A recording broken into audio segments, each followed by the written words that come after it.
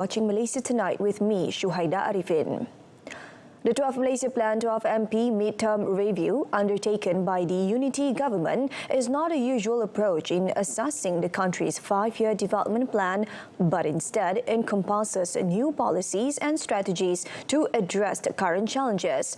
Prime Minister Datuk Seri Anwar Ibrahim said the review has been realigned with the aspiration and vision of the Madani economy to boost Malaysia's economy for a 10-year period and promote national development while enhancing the quality of life for the people. The Prime Minister said a clear and comprehensive shift is needed by the government to bring Malaysia back on the right track of proper economic growth. 17 anjakan utama dan 17 inisiatif utama diperkenalkan bagi memastikan keberhasilan perkara yang disasarkan.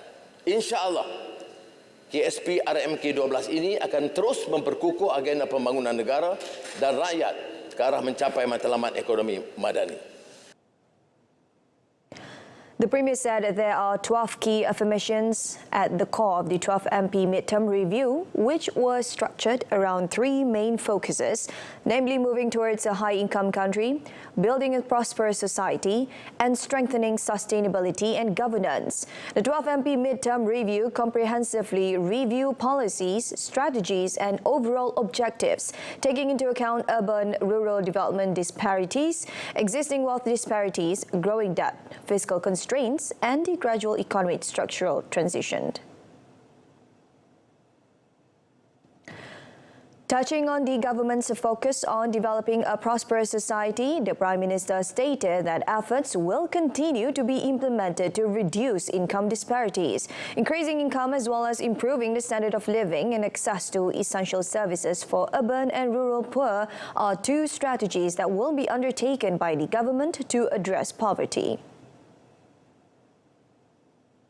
Kerajaan berikrar untuk menoktahkan kemiskinan tegak pada tahun ini juga tanpa mengira etnik maupun keberadaan mereka di bandar desa atau pedalaman.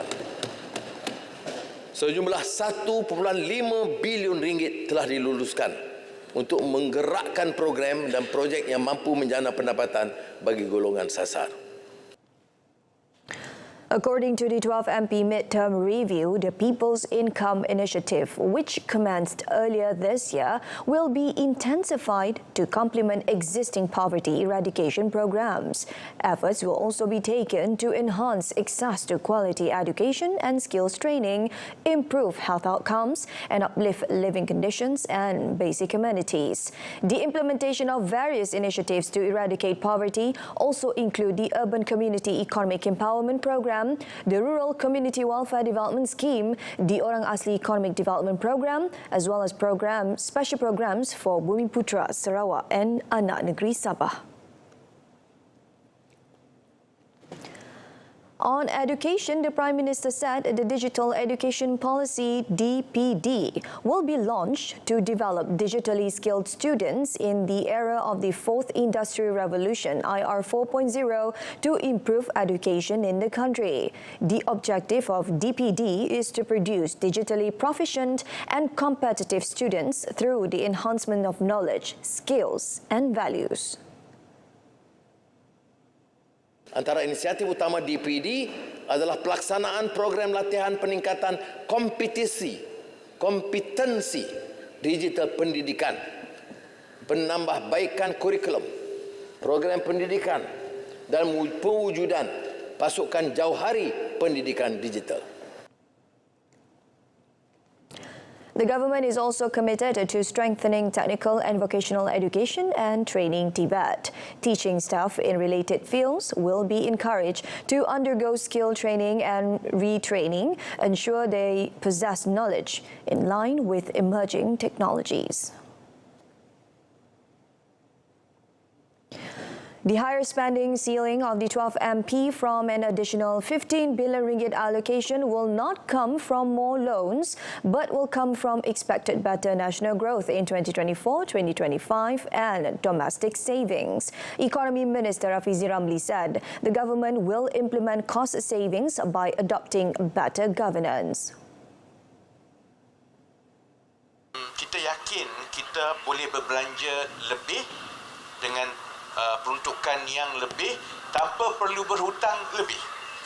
Itu insya-Allah berhasil daripada sumbangan pendapatan yang lebih baik daripada hasil kerajaan dalam tempoh 2024 dan 25.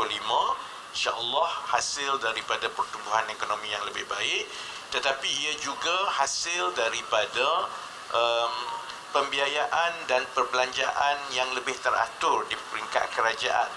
Jadi dengan tata kelola yang lebih baik, kita yakin bahawa walaupun 15 bilion itu satu tambahan.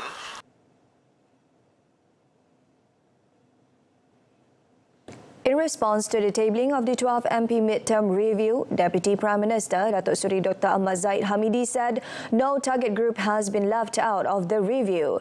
He said allocations were well balanced between urban, outskirts and rural areas, including in Sabah and Sarawak.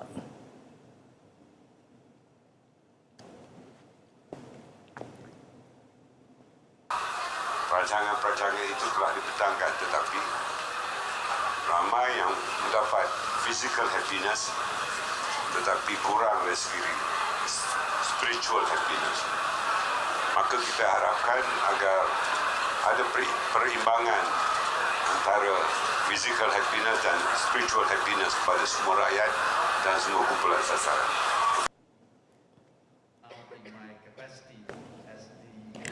Meanwhile, Investment, Trade and Industry MITI Minister Tengku Datuk Seri Zafrul Abdul Aziz said the 12 Malaysia Plan Midterm Review is an inclusive and comprehensive plan covering the interest of all parties. Di sini kita telah mendengar beberapa cadangan yang bukan saja mengenai kajian sepenuh tapi cadangan-cadangan baru untuk memperkuatkan lagi, memperkukuhkan lagi ekonomi kita. Dan dari perspektif MITI, banyak isu-isu yang telah dibangkitkan adalah isu-isu yang saya rasa the timing is right.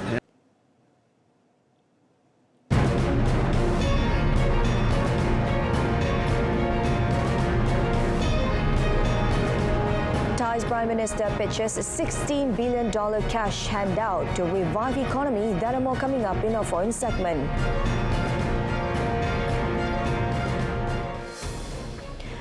Thailand's Prime Minister Retha Thavisin announced a cash handout worth $15.7 billion in a bid to revive the Thai economy while unveiling a set of cabinet policies to the parliament today. The Prime Minister said apart from distributing 10,000 baht to every citizen through a digital wallet, Sreta's government would also defer debt payments, reduce energy prices and make constitutional amendments. However, Member of Parliament Siri Kanya Tansakul from the opposition Move Forward Party raised doubts regarding the source of the funds. Reviving Thailand's economy will be one of the biggest tasks for political newcomer Sreta, who became Prime Minister last month following prolonged uncertainty after a May election. Moroccan rescuers, supported by newly arrived foreigners on Monday, faced an intensifying race against time to dig out any survivors from the rubble of mountain villages on the third day after the country's strongest ever earthquake. According to the latest official figures, this 6.8 magnitude quake has killed more than 2,100 people and injured over 2,400, many seriously.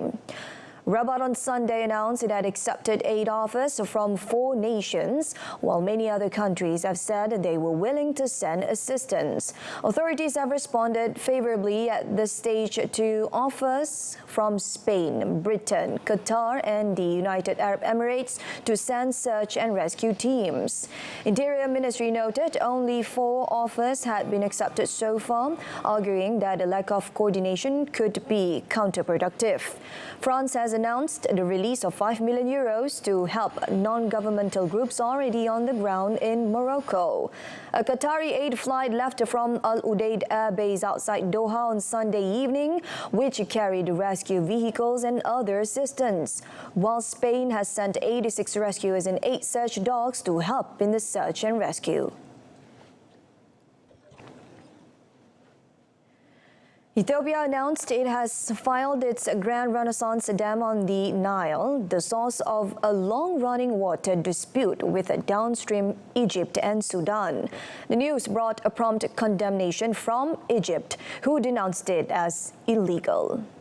Ethiopia's announcement came just a fortnight after the three countries resumed negotiations after a lengthy break on an agreement which takes account of the water needs of all three. Egypt and Sudan feared a massive $4.2 billion dam will severely reduce the share of Nile water they receive. They have repeatedly asked Addis Ababa to stop filing it until they have all reached agreement on how it should work. At full capacity, the huge hydroelectric dam, 1.8 kilometers long and 145 meters high, could generate more than 5,000 megawatts. That would double Ethiopia's production of electricity, to which only half the country's population of 120 million currently has access.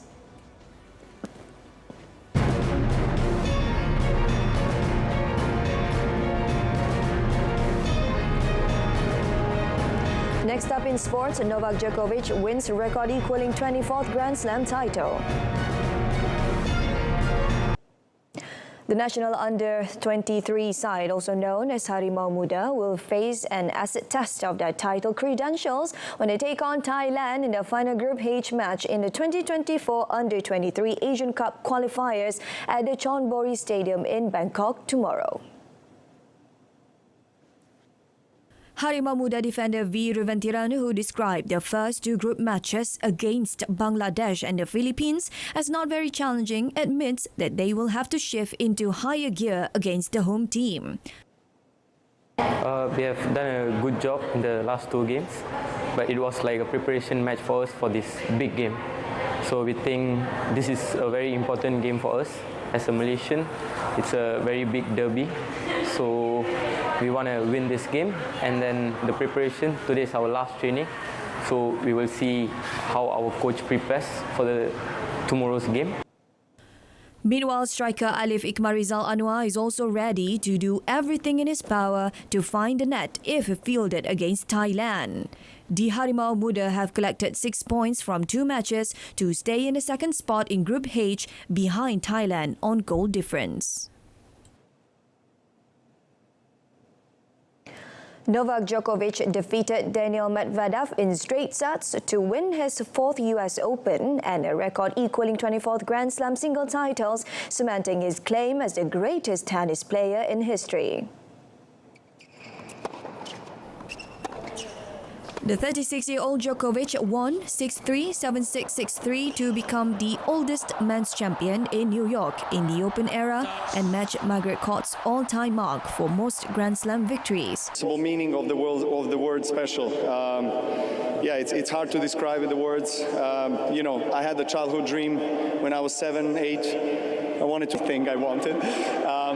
But then when I realized that, I never imagined that I would be here standing with you talking about 24 Slam. Wales put aside a disappointing year of results to hang on and edge Fiji 32-26 in a thriller and give themselves every chance of advancing to the quarterfinals at the Rugby World Cup. Not back from 32-14 down. Josh Adams, Josh North, Louis Rees-Zammit and Elliot Dee crossed over for Wales, with Dan Biggar adding 2 penalties and 3 conversions. Meanwhile, South Africa got the defence of their title off to an impressive start when the second half surge allowed them to overpower a toothless Scotland 18-3 and move into a strong position in the World Cup's group of death.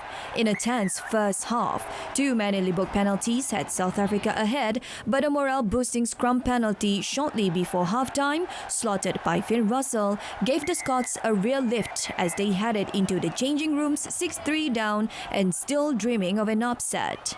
The Springboks, however, came out with a new intensity, and 2 tries within 3 minutes effectively settled the outcome. South Africa will now be highly fancied to progress to the quarterfinals, while Scotland, ranked 5th in the world, are likely to need to beat the world number 1 Ireland to avoid a pool stage exit.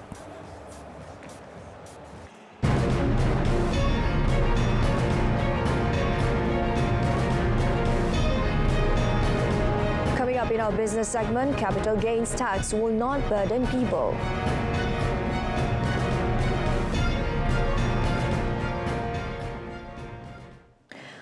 The government aims to make Malaysia the preferred destination for investors by strengthening its competitiveness.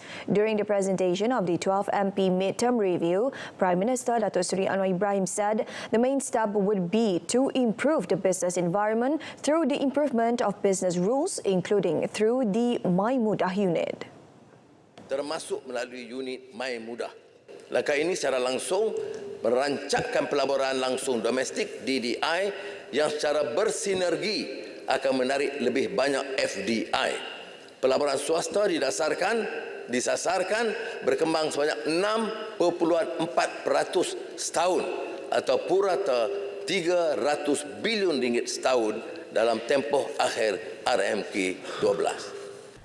He also said the government will strengthen productivity by hastening the transition to high-value industries and adopting advanced technology and enhancing skilled talent. The government will also continue to work with the private sector and academics to improve aspects of national productivity.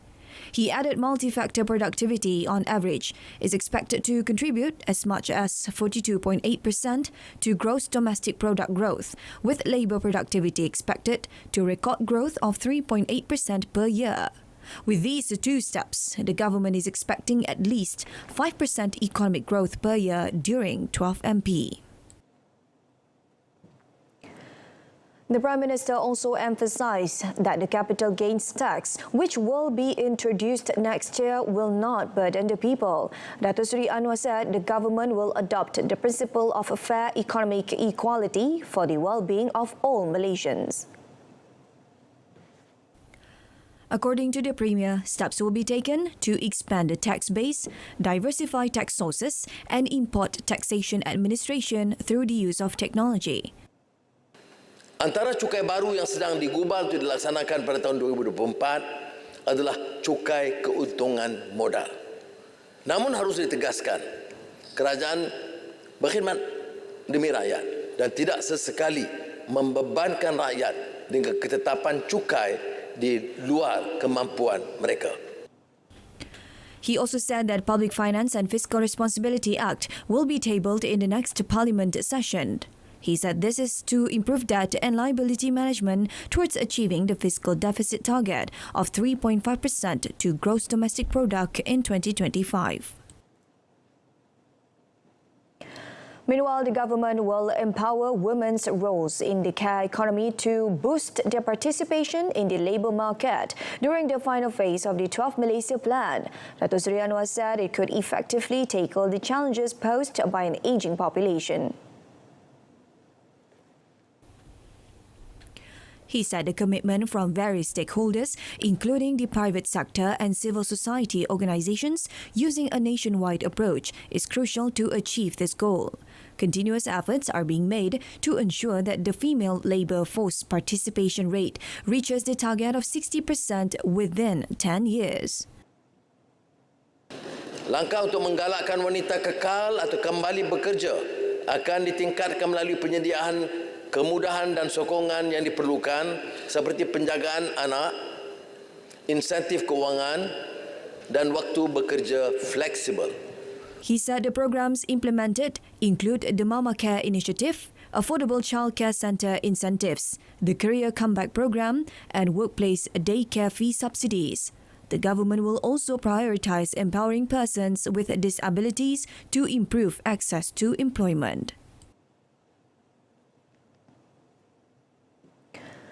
On another note, the Madani Inclusive Housing Pilot Project will be developed for target groups in Kuala Lumpur and major cities in Selangor and Pulau Pinang.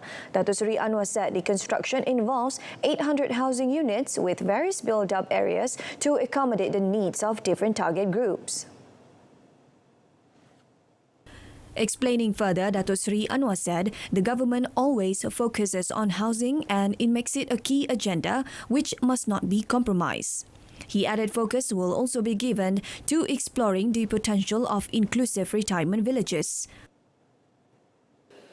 Dengan pelibatan semua sektor awam dan swasta sasaran kita untuk membina 500,000 unit rumah mampu milik dalam RMK 12 yang masih di tahap yang lembab akan ditingkatkan. Sehingga akhir tahun 2022, hanya 108,373 unit rumah mampu milik telah dibina.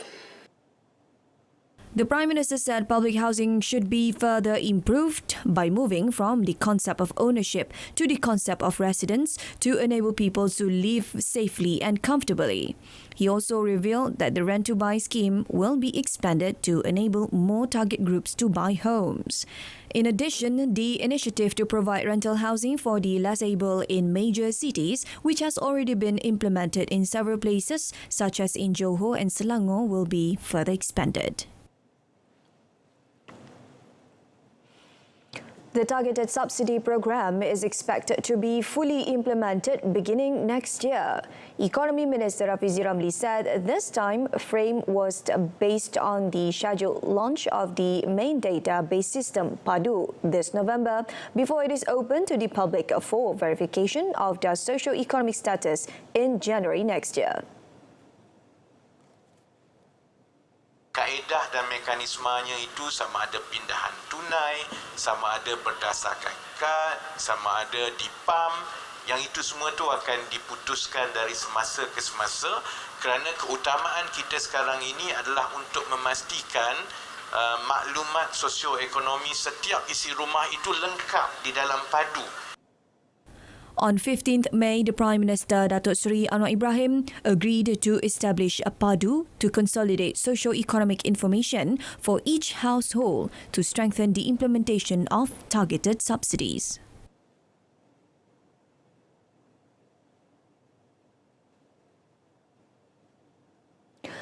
Bursa Malaysia's FBM KLCI had losses and act out marginal gains at the close today on the back of the financial counters amid a mixed regional performance dampened by worries over China's property sector.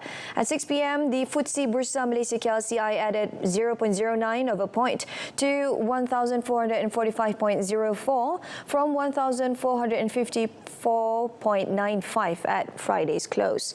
Following are FTSE Bursa Malaysia's 6 most active counters.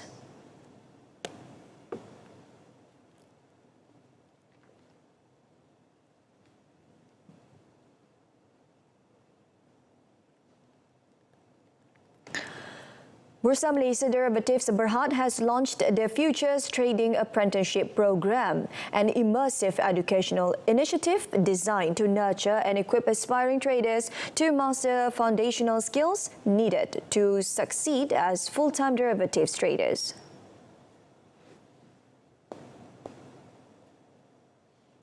Supported by the Capital Market Development Fund, the 12-day in-person training program will begin with a 2-day classroom session focused on understanding the concepts of derivatives trading. This will be followed by a 10-day experiential session at the Bursa Trading Arcade, located on-site at the Bursa Malaysia premise. Boss explained that the Bursa Trading Arcade is equipped with trading infrastructure where the apprentices can experience the daily routine of proprietary traders and refine their trading skills on a simulated platform. The entire program will be guided by seasoned professional traders from Synergy Link Capital Sdn Bhd, a registered associate participant of Bursa Malaysia Derivatives. The sales value of the manufacturing sector rose 2.5% year-on-year to 1.03 billion ringgit for the first 7 months of this year. The Department of Statistics Malaysia said during this period, the number of employees rose to 2.34 million, while salaries and wages grew by 3.8% to 56.6 billion ringgit. Chief Statistician Datuk Seri Dr. Muhammad Uzir Mahidin said, consequently, the sales value per employee posted a marginal growth of 0.8%, amounting to 441,255 ringgit. He said the sales value of the manufacturing sector fell for a second consecutive month in July, narrowing the -3% from -4% in the preceding month. The deterioration was primarily influenced by the petroleum, chemical, rubber and plastic subsector, which registered a continuous decline, reaching negative 15.3% during the month. He also said the sales value of export-oriented industries, which represented 72.1% of total sales, continued to decline by 7% in July. This is mainly attributed to a decrease in the manufacture of coke and refined petroleum products, manufacture of vegetable and animal oils and fats, and manufacture of rubber products. Nonetheless, the performance of domestic-oriented industries remained vigorous, reaching 9.2% in July versus 6.8% in June, hence mitigating the impact of the deterioration in the export-oriented industries.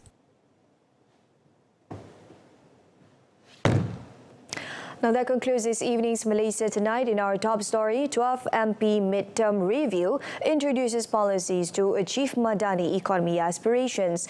Do tune in to updates at noon coming up tomorrow, 12:30 p.m. on TV2. Till then, I'm Shuhaida Arifin. Malaysia Madani, tekad perpaduan penuhi harapan. Thank you for watching.